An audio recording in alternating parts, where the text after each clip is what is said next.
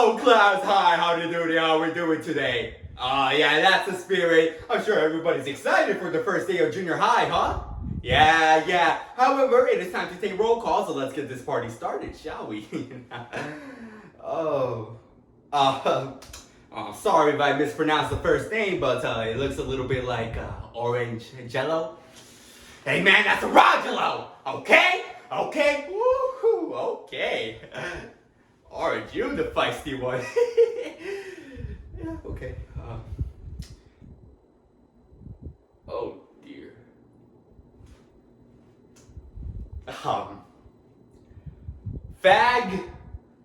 Fag, do I have a fag in here? A Paul Fag? Do I have a Paul Fag in here? Here. Growing up as an adolescent can be difficult, especially in a small urban neighborhood. As a result, the majority of kids experience their fair share of childhood embarrassments growing up, some even at the discretion of their own last name. Kick Me by Paul Feig. In a truly just universe, an adolescent Paul Feig wouldn't have to ensure hearing the letters E and I taken away from his last name and have it replaced with an A. But alas, I did. Now, I come to find that every guy at some point was called gay in junior high, but because of my last name, especially me. Which is why I always hated guys named Rick.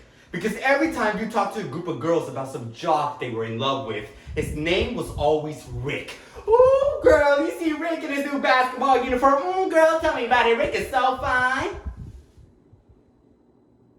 Seemed like every girl had a crush on some guy named Rick.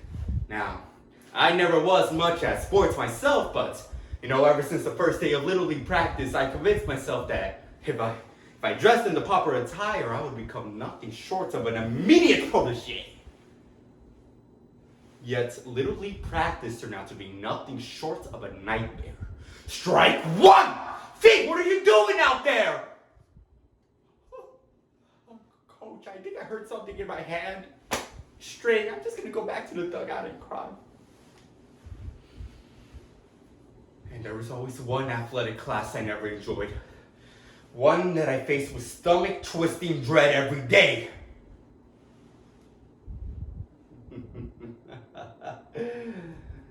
Guten Tag, children. Guten Tag.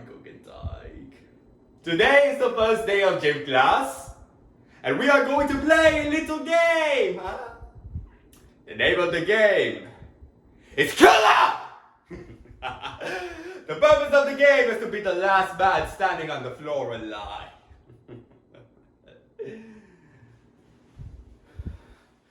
And as that whistle blew, I descended straight into hell.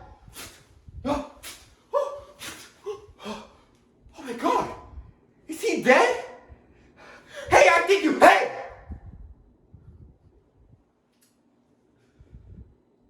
Eat this fag.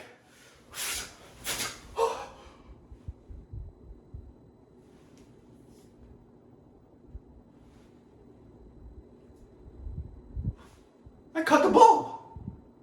I actually caught the ball. I mean, nobody could believe it.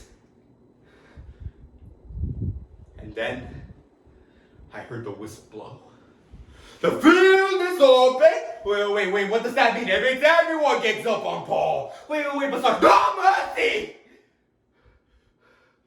What a load of...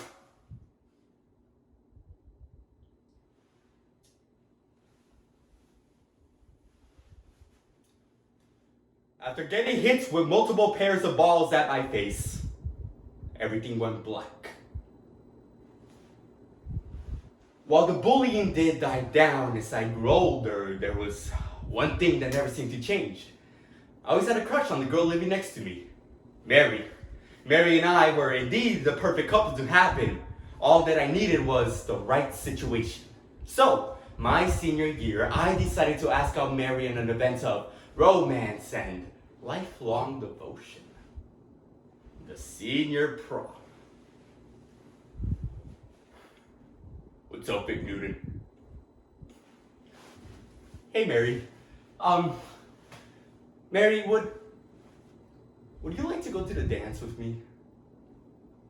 Oh, sure thing, Feig. Oh, I mean, Paul. I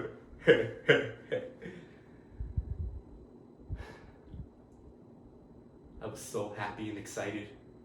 But the next day, my friend Orangelo was telling me all that I needed to know about prom night. Everybody gets laid. Everybody? Sure! I mean, why do you think people go to the dance in the first place? To dance? Immediately, my head started to sweat. I mean, of all the times I imagined me and Mary being together, sex never came into the equation. I mean, sure, all our guys fantasized about overly developed breasts, but nobody I knew was actually getting laid. We were all just trying to fit in, get good grades, play sports, and...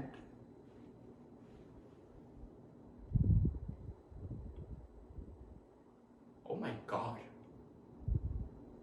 What if that was just me? What if everybody I knew was doing the business while I stayed home on Friday nights watching reruns of Breaking Bad with my father? They were all engaging in the mature and physical act of love. So by the time prom night came around, I was a mess. Hey, Mary, look, I'm very glad you came to prom with me. Yeah, I'm glad you asked me, Paul.